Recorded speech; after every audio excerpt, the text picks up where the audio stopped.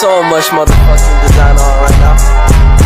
Break it down, bring it back, make it clap. I got 3 old thoughts, new block, where that thing, bitches on my line, and you know. Halo semuanya, perkenalkan nama saya Karik Dewi Septi Suryani, bisa dipanggil Dewi. Saat ini saya merupakan mahasiswa program studi Pendidikan Biologi Universitas Lampung Angkatan 2021. Saya dengan NPM 2113-02404 dari kelas B. Kepada yang terhormat, dosen pengampu mata kuliah telaah kurikulum SMP dan teman-teman yang saya banggakan. Pada kesempatan kali ini, kita akan membahas sebuah materi yaitu Profil Pelajar Pancasila. Selamat menyaksikan. Apakah yang dimaksud dengan profil pelajar Pancasila? Jadi, profil pelajar Pancasila ini merupakan standar kompetensi lulusan yang dirumuskan secara terpadu dalam bentuk deskripsi. Nah, ini terdiri dari 6 kompetensi yang dimana diharapkan untuk diraih oleh peserta didik yang didasarkan pada nilai-nilai luhur Pancasila. Di sini dapat kita lihat bahwa terdapat pengembangan karakter. Pada kurikulum 2013 ini sudah menekankan pengembangan karakter, namun pada kurikulum 2013 ini belum memberikan porsi khusus dalam struktur kurikulumnya. Memang sudah ditekankan, tetapi belum terporsi secara khusus. Sedangkan pada struktur kurikulum Merdeka ini dapat kita lihat bahwa 20-30% jam pelajaran ini digunakan untuk pengembangan karakter profil pelajar Pancasila melalui pembelajaran berbasis proyek. Dan pembelajaran berbasis proyek ini penting untuk pengembangan karakter. Mengapa penting? Karena pengembangan karakter ini memberi kesempatan untuk belajar melalui pengalaman, mengintegrasikan kompetensi esensial yang dipelajari peserta didik dari berbagai disiplin ilmu. Selain itu, struktur belajar yang fleksibel di mana memberikan pembelajaran dan berkreasi semaksimal mungkin. Dapat kita lihat bahwa profil pelajar Pancasila ini terdapat 6 bagian. Yang pertama yaitu beriman, bertakwa kepada Tuhan Yang Maha Esa dan berakhlak mulia. Yang kedua ada kebinekaan global. Yang ketiga mandiri. Yang keempat bergotong royong. Yang kelima bernalar kritis. Dan yang terakhir yaitu kreatif. Dapat kita lihat pada poin beriman ini, bertakwa kepada Tuhan Yang Maha Esa dan berakhlak mulia, peserta didik diharapkan memahami ajaran agama dan kepercayaannya, serta menerapkan pemahaman tersebut dalam kehidupan sehari-hari. Elemen kuncinya yaitu jika kita lihat pada diagram, memiliki kepentingan yang sama besarnya. Nah, dapat kita lihat juga, yang pertama yaitu iman dan bertakwa terhadap Tuhan Yang Maha Esa. Yang kedua yaitu akhlak pribadi dengan menjaga dan merawat diri. Yang ketiga yaitu akhlak kepada manusia dengan mengutamakan persamaan dan kemanusiaan. Yang keempat yaitu akhlak kepada alam dengan menyadari pentingnya merawat lingkungan. Dan yang terakhir yaitu akhlak bernegara dengan menunaikan hak dan kewajibannya sebagai warga negara yang baik. Pada poin kebinekaan global, pelajar diharapkan dapat menumbuhkan rasa saling menghargai dan kemungkinan terbentuknya budaya baru yang positif dan tidak bertentangan dengan budaya luhur bangsa. Dan elemen kunci pada kebinekaan global ini yaitu yang pertama mengenal dan menghargai budaya, yang kedua komunikasi dan interaksi antar budaya. Dan yang terakhir yaitu ada refleksi dan tanggung jawab terhadap pengalaman kebinekaan. Pada poin gotong royong, pelajar ini diharapkan mampu melakukan kegiatan secara bersama-sama dengan sukarela agar kegiatan yang dikerjakan dapat berjalan dengan lancar, mudah, dan ringan. Dan elemen kunci pada gotong royong ini yaitu yang pertama, kolaborasi, di mana dapat bekerja sama dengan orang lain.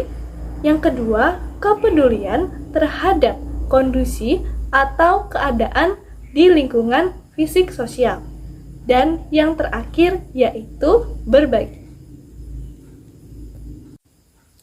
Pada poin mandiri, pelajar Indonesia diharapkan mampu bertanggung jawab atas proses dan hasil belajarnya melalui elemen kuncinya yaitu kesadaran akan diri dan situasi yang dihadapi serta regulasi diri, yaitu mampu mengatur pikiran dan perasaan dan perilaku dirinya. Pada poin bernalar kritis, pelajar ini diharapkan mampu secara objektif memproses informasi, baik menganalisis informasi, mengevaluasi, dan menyimpulkannya. Tentunya dengan elemen bernalar kritis, yaitu memperoleh dan memproses informasi dan gagasan, menganalisis dan mengevaluasi penalaran, merefleksi pemikiran dan proses berpikir, serta mengambil keputusan. Pada poin kreatif, pelajar ini diharapkan mampu memodifikasi dan menghasilkan sesuatu yang orisinal, bermakna, bermanfaat, dan berdampak. Elemen kunci pada kreatif ini yaitu menghasilkan gagasan yang orisinil, serta menghasilkan karya dan tindakan yang orisinil. Oke, selanjutnya yaitu proyek penguatan profil pelajar Pancasila atau disebut dengan P5.